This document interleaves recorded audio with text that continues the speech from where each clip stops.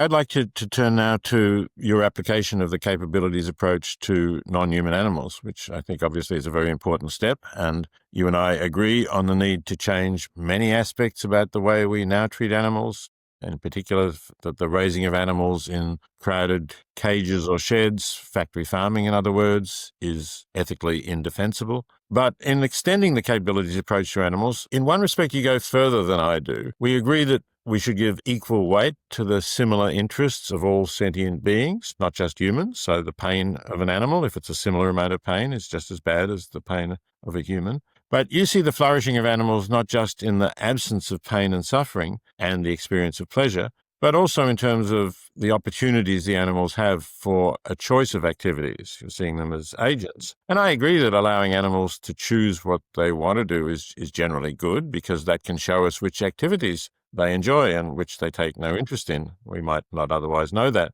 But how far should we go in respecting animals' choices? My overall view is that we should support the life form of an animal, whatever that is.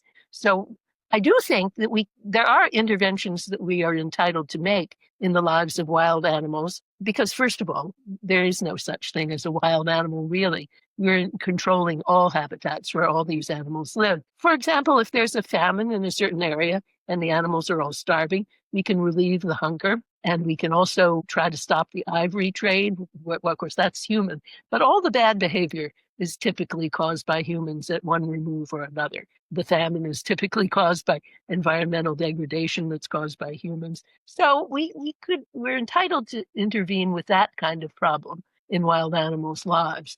And we're entitled to say, well, whether we caused this or not, it's really bad. We better address it. I even think, and this is more controversial, that it's okay to operate surgically on an animal that's fractured a hip. And we know that we can airlift it safely to a hospital, set the hip, and then release it back into the wild. If that's so, and we can release it successfully back into the wild, then I think it's fine to do that.